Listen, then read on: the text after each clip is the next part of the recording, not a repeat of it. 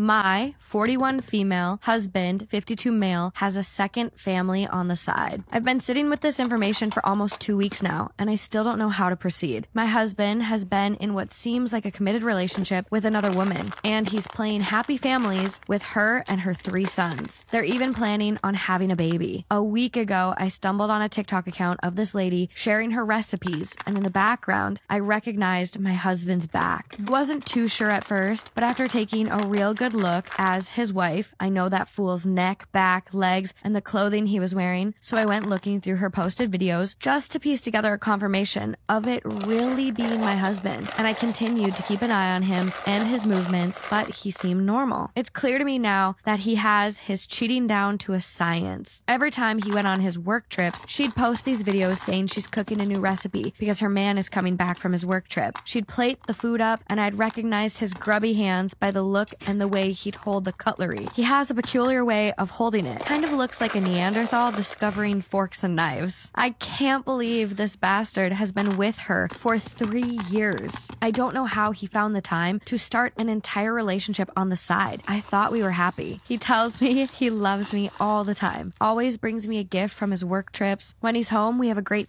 life and pretty much have 4 to 6 times a week. We talk all the time. We've been married for 21 years and we have 2 daughters. We lost our eldest son 10 years ago, but we worked through it and got closer than ever before. We're even due to have our 22nd anniversary, and it's his turn to plan it. We alternate who plans the anniversary each year. I know he's been planning an elaborate party for us, so why is he cheating? I'm so angry and don't know what steps to take. I am utterly distraught. I thought we were happy. I thought he loved our little life. I feel like I can't think and I barely know where to start. I can barely focus. What do I do and how do I do it? I love coming on here and reading things and giving advice, but now that it's me, I feel like I can't think. I nearly burned my kitchen down because I literally spaced out and forgot I was cooking. Okay, update. This was posted on August 28th, which would have been 3 weeks after the initial post. First, thank you all for your kindness and for all the great advice you've given me. I'm truly grateful. The past couple of weeks have been a whirlwind of emotions. I have been able to engage the services of a great divorce lawyer, and I was advised to not let my husband know that I knew of his affair. I was then finally given the go-ahead a few days ago, and well, at first, he refused to admit anything, but I was prepared for that. I showed him all of the online posts his mistress made. I also showed him pictures taken by my investigator. He still denied it, then accused me of being insane. Then, after hours of me just throwing evidence after him, he finally admitted to the affair. He tried to twist things so that he could weasel and lie his way out of it, but I was relentless. I did not let him twist reality and make me doubt the plain truth. We argued all day and all night. It was exhausting. The next morning, he tried to get on my good side because I woke up to him having made breakfast, and he was begging me to not hate him and to find it in my heart to forgive. I told him I could not and that I wanted a divorce. That brought on the waterworks, and he called me a heartless and an unforgiving bitch. He then left to take his things to his parents' house as I had asked him to leave. While he was at his parents', I went to his mistress's home. My sister went with me. She waited in the car, and well, she let me in and we talked. She wasn't even surprised I was there. I had already suspected she was aware of him being a married man, but I still gave her the benefit of the doubt. She was actually gloating when she told me about how in love he is with her, how good he is to her boys, and how he bought her the house, the car, and all the other money he spent on her. Wow. She then told me if I wasn't such a lazy bitch and gold digger, he wouldn't have been so easily taken, and how my lack of submission and servitude was the reason he cheated. How am I a lazy bitch when I'm the primary parent and homemaker is beyond me, and how am I a gold digger? I don't understand, as I work and earn more than him. Yeah.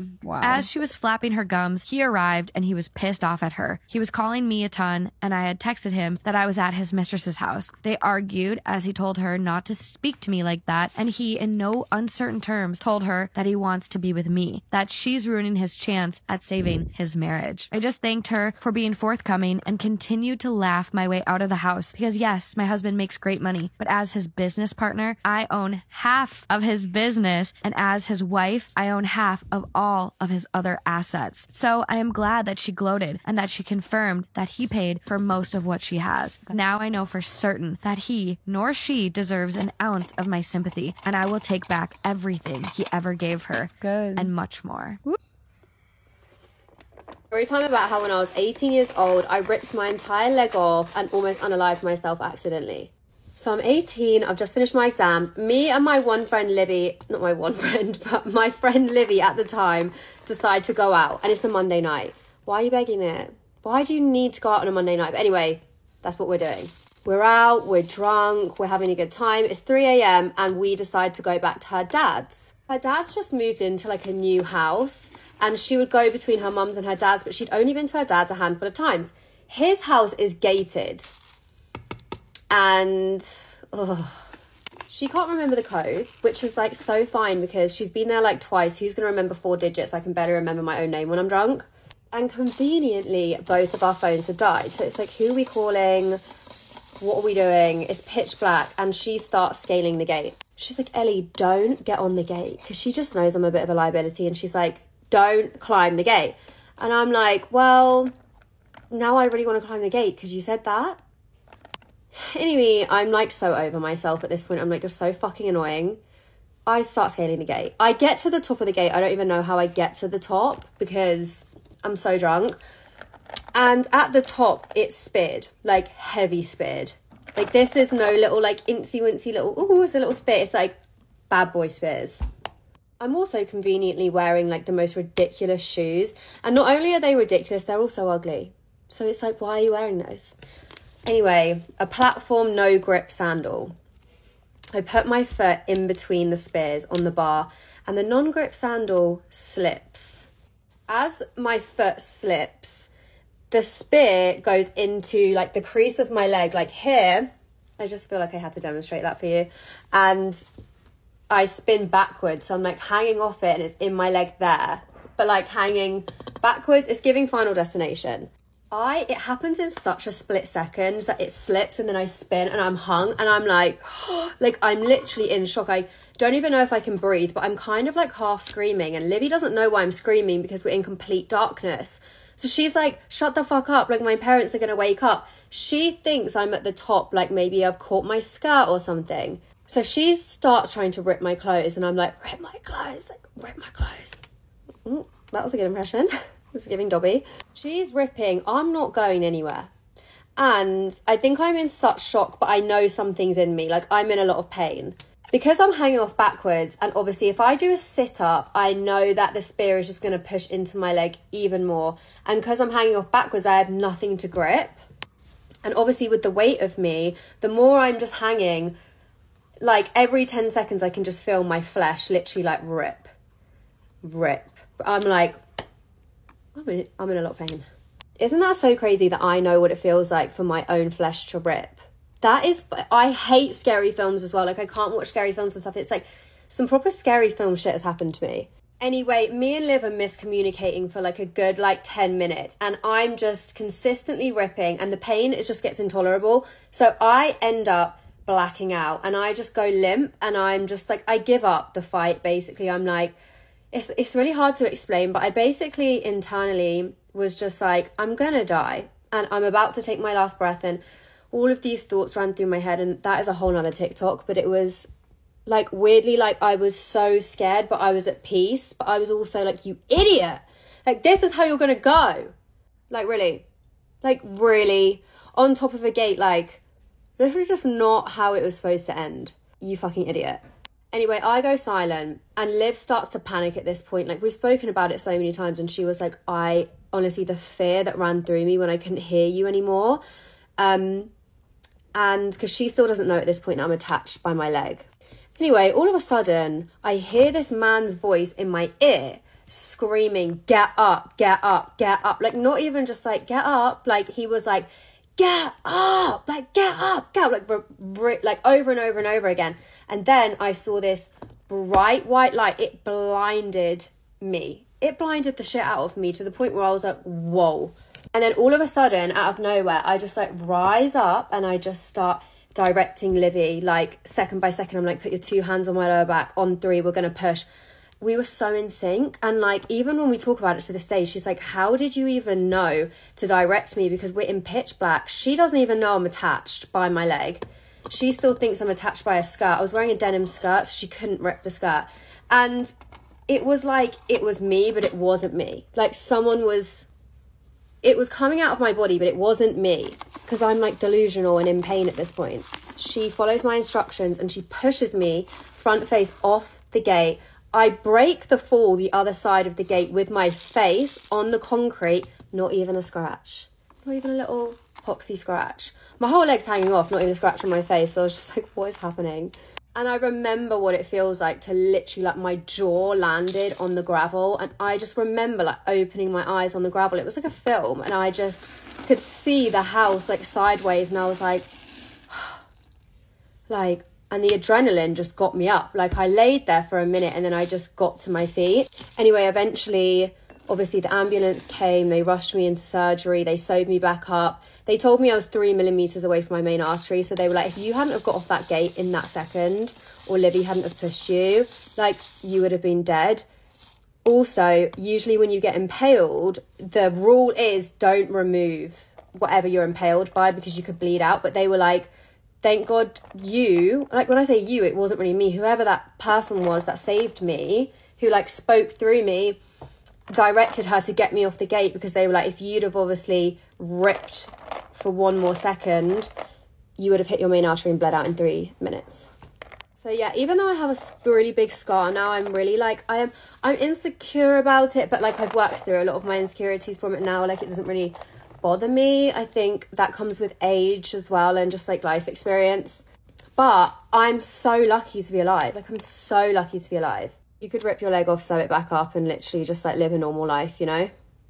You never really know what's going to happen tomorrow. So thank you, whoever that was that saved me. And Livy, of course. Shout out, always. She is an angel. When I was 15 years old, I used to walk home from school every single day. One day, I did something so bad, my dad told me that I was never allowed to walk home from school again. And what did I do the very next day? I walked home from school. This boy that I liked asked me to walk home with him. And at the time, I would take literally any opportunity I could to hook up with a boy. So we go to the park and we hook up like dumbass teenagers.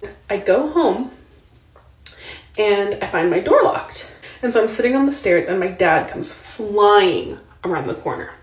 And he says, if you weren't sitting here waiting for me, you would be done. And so I'm sitting there and I'm like, of course I was here, Dad. Like, where else would I be? Like, you just took way too long to come get me. And I think I'm totally in the clear, right?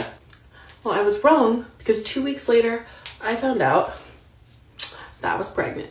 So 2 weeks later, I start to feel sick. This boy, he keeps saying, oh, because you're pregnant, which hindsight, fucking weird, right? And so I'm 15 years old. I have no money, but I conveniently did have a pregnancy test from a scare the previous month. I take this pregnancy test to school. I go into the big stall of the locker room and I take this pregnancy test. Of course, immediately it's positive. I basically ignored it for the rest of the day. I go home and I message him on Facebook that I'm pregnant. He says like, fuck, guess I gotta handle my own. Something weird like that, right? So I go back to school. One of my friends who took the test with me is starting to spread this rumor around school, right?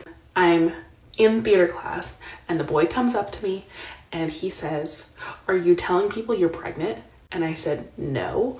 And he just says, leave me alone, and walks away from me. The day he said that to me conveniently happened to be the last day of school.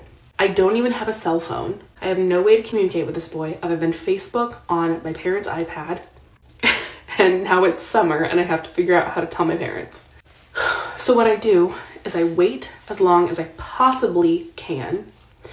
And I know that I need to tell my parents. So what I do is I call my cousins who live in Georgia and I say, I need you guys to come now because I am pregnant and I need you here to tell my dad so he doesn't freak out. So of course, when my cousins are telling my aunt that they need to come to California urgently, my aunt asks why, and she asks me why. And what she says is, I will send your cousins, but you have 5 days to tell your dad that you are pregnant, or I will tell him. So my aunt tells me I have 5 days to tell my dad or she's gonna tell him.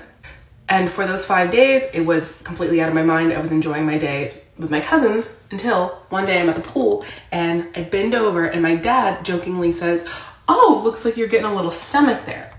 So when he says that, I'm just like, oh my God, like I need to say something, like immediately. I go into my dad's room, he's sitting on his computer, and I sit at the edge of his bed and I just don't say anything. And he's like, yes, like what can I do? I sit there, I swear, for like 15 minutes. He just keeps saying, what is it? What is it? What is it? Finally, he says, are you pregnant? And I just said, I think so, even though I fucking knew so. I just thought it seemed, I don't know, less bad if I said I thought so. So he takes me to the store, buys me a pregnancy test. I take the test. Obviously, it's freaking positive. I'm 9 weeks at this point. He says, you knew you were pregnant. Why did you make me buy a test? I'm begging him. I'm like, please do not tell mom. Me and my mom, we just don't have like the closest relationship, and I just did not feel comfortable with her knowing. On what planet would she not know? I was so stupid. So my mom comes home from work. As soon as she walks through the door, my dad says, Deja's pregnant. When I tell you, I was about to shit my pants. My mom, she goes, what? Like, it's not funny. She literally has like tears in her eyes and she starts freaking out. The first thing my mom does is goes and gets the Bible. And she says, you are not having an abortion. And I said, I am not having a baby. And I am screaming. We are screaming back and forth. She said, you are having a baby. You had sex. You are having this baby. And I said, hell no. I was 15. I did have some sense to me. Thank God. A shred. So my mom, she's freaking out. She's reading the Bible the whole rest of the night. Next day, she calls our insurance, is trying to figure out how we're going to pay for this. We have to ask my grandma for money because my parents were not expecting to pay for an abortion in the middle of the summer. So my dad takes me to Kaiser and he doesn't know anything, basically. We walk into Kaiser, he sees the first person who is in scrubs, looks like a doctor, nurse, something, and he says, excuse me, we're looking for where we can terminate a pregnancy. And I was so embarrassed, but I mean, I can't, there's nothing I can say. I got myself into this position. We find the Women's Health Center, he takes me in. This part's a little bit blurry. I don't remember if I got the pills that day or another day. Oh, also, key factor of the story. I'm pretty sure at the time for the abortion pill, you could not be beyond 9 weeks. And my mom said if I was past 9 weeks, if I could not do the pill, she would not let me have an abortion. Girl, when I tell you I was 8 weeks and 6 days. Thank you, someone. I was 8 weeks and 6 days. I got the abortion. My parents made me go into my room by myself to go through it, which fucking sucked. I told the boy over Facebook that I had an abortion. His family never found out to this day. That is, I don't really have a lot of regrets because everything, you know, has an outcome. But to this day, that is something I wish I had done because his parents deserve to know and he deserved to get in trouble too. He was a junior, I was a freshman. It was a mess. But anyways, to this day, my mom, she has never ever mentioned it. My dad passed away. Obviously, he can't mention it. Let's talk about the worst type of toxic friends, frenemies, whatever you want to call it. I've had a lot of them for whatever reason. I think it's finally been long enough to where I can talk about this without getting myself in trouble. I used to be a part of this little clique, and I had this friend that was in the friend group that every single time we would all plan something and go hang out, she would always FaceTime me beforehand and be like, what are you wearing? Are you dressing up? Are you looking bad? Are you looking good? Like, how much makeup are you wearing? Like, I need to know. Like, I get it. You want to know if the vibe is we're dressing hobo or we're going chic. But I mean, it was like every single time we had an outing. One morning, I didn't have time to FaceTime her. I wore a skirt that day, and I will never forget, she got so pissed at me. I was not dressed up at all, mind you. It was a casual skirt, probably Lulu. It was like, are you kidding me? You could have at least told me you were wearing a skirt today because now you look better than me. And I was like, bro, I did not think I owed it to you to tell you what I was wearing. I was not trying to one-up you. I didn't even know what you were wearing. And that is not the only time that happened. I went to the same Halloween party once, and I wore a dress, and she was like, if I had known you were wearing a dress, I would have worn something different, and now I have to go home and change. And I was like, what? No, you don't. You look super cute. We don't both have to be wearing the exact same thing to look cute. I don't think she ended up actually changing, but like, you would get so pissed at me. Like, crazy idea, but we both wear what we want and feel confident, not compete with each other. Friends like that where they're constantly trying to compete with you instead of you guys always hyping each other up. I learned it the hard way. They are not your friends. I need to know if this one's a universal experience. I used to have this friend and her family definitely had money, and I honestly don't believe she was a bad person or anything, but she definitely made sure that everyone knew that about her family. She was just very, very out of touch with reality. Case in point, her parents got her a really nice car when she turned 16, and she was mad because it wasn't a Tesla. She would call me and be like, oh my god, I can't believe I have to drive this stupid car until my parents can get me a Tesla. Meanwhile, I was over here working 2 jobs just so I could afford to buy a new car, and she knew that. So I was like, are you just being insensitive? Or are you actually heartless? She did not have a job at all. Her parents would just randomly send her ridiculous amounts of money for nothing, which is great and fine until you rub it in your friends' faces. Everything in that whole entire friendship was always a competition. Every time I would share any sort of accomplishment about my life, instead of cheering me on like I always would for her, she would just immediately find a way to like one-up me. I used to try to say embarrassing things about myself to her on purpose just to try to get her to mirror me a little bit and like keep it real, because that friendship just felt so incredibly fake. In a real friendship, you should be able to share your highs and lows, right? Whereas she would only share her highs, one-up other people when they would share their highs, and then cover up her lows and keep it secret from everyone so that everyone would think her life was just perfect, which is actually kind of sad if you think about it. There was also some things that she did that were downright vindictive. Whereas my friend I talked about in the other video would just ask what I'm wearing every time we went out. This girl would ask if we were dressing cute or casual. Literally anytime I would be like, oh, I'm going casual, literally just leggings and a t-shirt, she'd be like, okay, cool. And then she would show up dressed to the nines. Dress, skirt, whatever, full face. Like, that's fine, but you know what you did there. Like, why did you even ask at that point? Well, am I in the wrong for not staying the night after I third wheel on a first date with a guy and his mom? Last night, I, 26 female, went on a first date with a new guy, 28 male, that I'm talking to. I've known him for a couple months, but we haven't started talking until recently. Last week, he asked me if I wanted to go to a hockey game with him and his mom, and it actually sounded fun to me. I have never been to a hockey game, and I didn't really mind that his mom was going because he had those plans with her first anyways and invited me to tag along. His house is a 2-hour drive from mine, and he lives close to the hockey arena. The plan was for me to stay at his place afterwards so I wouldn't have to make a late 2-hour drive back home. I assumed that when he invited me to a hockey game with him and his mom that we would be sitting next to each other, but I assumed that wrong. After I arrived, he said that his friend and his friend's girlfriend were coming too. He said that he had a set of 2 seats together and a set of 3 seats together. So he said that he wanted his mom to sit with him in the 2 seats first and that I would sit with his friend and friend's girlfriend in the 3 seats. Keep in mind, I did not know his friend or his friend's girlfriend. I just met them last night. There are 3 periods in the game, so he wanted his mom to sit with him for the first period of the game and I would sit with his friend and his friend's girlfriend. Then we would switch and I would sit with him and his mom would sit with his friends for second period. And for the third period, we would switch again. He had bought the 3 seats together first for him, his mom, and myself. When someone offered those 2 seats closer to the court, he bought those too. And then invited his friend and friend's girlfriend to come so I would have someone to sit with. After the first period, he changed the plans and him and his mom came to sit with me in the 3 seats and his friend and his friend's girlfriend went to the 2 seats. I believe his friend said something to him about it because his friend also thought it was strange to make me sit with them when we could all 3 sit together and they could go to the other seats. I'm glad this change happened because I felt like it was weird to have me and his mom switch places like that. And the 3 seats together were really good anyway. They were lower level and we could see the entire court. Now let's backtrack a little bit. My mom, who was keeping my dog, texted me. Anyone that knows me knows that my dog is my absolute baby. He's 12 years old and has been with me through so much. I love him so much and will drop anything to take care of him. He has degenerative disc disease, which is a problem in his spine. The discs in his spine can get inflamed and cause him immense pain where he's not able to walk at all. So, when my mom texted me that my dog was having a flare-up and was not doing well, I immediately knew that I would need to go get him for my mom and take care of him after the hockey game. While my mom is a great caregiver for my dog, I would feel so much better being home with him and taking care of him myself. He's ended up in the animal hospital for multiple days before because of his condition. I didn't want it to happen again. So, I told my dad after the first period that I would probably go home tonight and take care of my dog instead of staying. I explained to him what was going on. He immediately seemed annoyed, saying it's just a dog and that the dog will be fine and you better stay the night with me. And whoa, I immediately felt icky with that response. I could forgive the feelings towards my dog just being a dog, but I'm aware that people who aren't dog parents may not understand the love that we have for our pets. They're family, but his statement saying I better stay with him really didn't sit well with me. After the game, we took an Uber back to his house. He started arguing with me about wanting to leave and take care of my dog. He raised his voice at me as well, saying, if your dog is that important, then just go. Get out. You're wasting time just sitting here. He also said, you could at least give me a back rub before you leave. I was utterly stunned at the words coming out of his mouth. I gathered my things and walked out of his bedroom, closing the door behind me. A moment later, he came out of his room and rushed downstairs to lock the door behind me. He was still raising his voice and fussing at me, saying I was full of bullshit. I walked myself to my car, which was across the parking lot in his townhome complex. I got in my car, shocked that it just went down, and started driving away. A few minutes after driving, he called me and started fussing again. He told me it was a slap in the face for me to leave when the entire night was all about me and he was doing everything he could to make sure I had fun. Honestly, I disagree with that statement because of how he handled the seating arrangements. But I wasn't even upset about that anymore. The reason I was driving home was because my dog was in pain and I wanted to be there with my dog.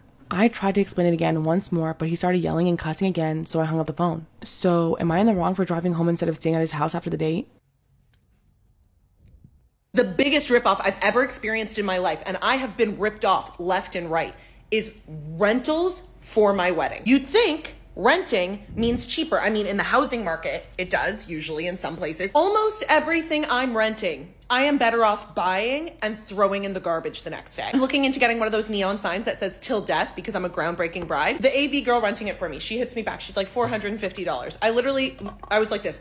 I go on Amazon, it's $120. I'm like, okay, obviously get rid of that. I want disco balls. She's like, okay, we've got these disco balls. If you want the largest disco ball, which is like just bigger than my head, it's $250 to rent. I go on Amazon, you can get bulk disco balls of any size in bulk for like $30. So I message her, I'm like, am I not just better off ordering these bulk disco balls from Amazon? She's like, yeah, you could do that. I'm like, yeah, I will do that. I'm not doing disco balls at all anymore because it costs $5,000 to rig them to the ceiling, because I didn't factor labor into anything when I was planning a wedding, because I've never planned a wedding before. And it turns out you have to pay people to do everything, which is, I guess, makes perfect sense. I live in Canada. We pay fucking tax on everything. I don't even know if that includes delivery. There's probably like a hidden, $300 cost just to bring the fucking sign over to the venue. On the other hand, I found some cheaper signs, and then they go, we don't do delivery, so we just send them to you. I'm like, what if I slip and fall holding the sign on the way to its destination? Do I pay for it? Like, you gotta deliver that shit. It's too expensive for me to be handling. Table runner. Like a fucking table runner that goes across the table. $12 a table runner. You can get a pack of 20 for $12 on Amazon. You want to rent some LED candles? They will rinse you for LED candles. You can get a pack of 30 LED candles on Amazon. Don't even get me started on Alibaba. Don't get me started on Alibaba. Like, I'm not into rolling the dice on shipping, and that stuff all comes from China, and you just never know when it's going to get here. But the table lamps that they sell, like those little LED table lamps that they sell on Amazon for $60 for two, you can get 35 for $60 on Alibaba, wholesale. Like, you start looking into this shit and you realize, damn, I'm getting fucked. On one hand, you can be like, well, Sam, it's your choice for getting married. You're an idiot. But on the other hand, it's like, no one made weddings like the business. Am I hammered? Capitalism made weddings like that. Like, we created our own monster. Might be a chicken and the egg thing. Either companies told us this is the most important day of your life, and then we believed it. And then since we believed it's the most important day of our lives, then we want to buy, everything has to be perfect for it. And companies know that because they told us that in the first place. So they're like, this neon sign is $2 million and then you're going to pay it because this is the best day of your life. For the record, I don't think my wedding's going to be the best day of my life. I think it's going to be a pretty good day. Anyway, I totally lost the plot in this one. I'm just saying, what am I saying? I don't know. Whatever. If you're getting married, look for deals. Don't accept the original price, and especially with rentals. It's making me think, should I get a garage and just buy all this shit from Amazon and then rent it out for like 4 times its cost? Like, what business makes 4 times the cost of the original investment besides neon sign rentals? Who knew? Who knew? Why isn't everybody doing it? Am I wrong for canceling my birthday party because my parents cut my sister a slice of my custom-made cake the night before my party when she cried for it? My sister, 11 female, is the miracle golden child. She always gets what she wants whenever she wants. Evident by the title, my parents are always trying to please her and make her happy. They always make a big effort on her birthday and do whatever that she asks for, but they can barely remember mine and they are always conveniently broke. This year, I wanted to enjoy my birthday, so I babysat and even mowed lawns to make this possible. My birthday was a few days ago and the party was scheduled for the day after. I have been planning for weeks and invited all my friends. I bought the food, snacks, and drinks and picked up my custom-made cake, which I was really excited about. It was just perfect. The night before the party, I noticed that my cake, which was in the fridge, had a huge slice missing. When I asked my dad, he shrugged and nonchalantly said that my sister was crying for it and it was just a small piece. My friends wouldn't notice. I yelled at him asking why he would do something like that when it wasn't even bought with his money, and that my sister could have waited for tomorrow. This made him angry and he went on a tirade about how I think I'm an adult because of my stupid party, implying at the fact that I did everything myself and did not ask them for anything. I ended up calling it off because I was not able to change the location last minute as I didn't have the means to, and I was so hurt. I didn't want to host it at home anymore. One of my friends told me that calling it off was just an overreaction and that I could have just grit my teeth and gone through with doing it at home rather than canceling just hours before. Honestly, I wish you didn't cancel it and everyone saw what your parents did and they can just give them like judgy stares. But your sister is going to do really well in life because she's been very coddled and given everything that she wants, and then when she hits the real world, she's going to be like, whoa, what the fuck?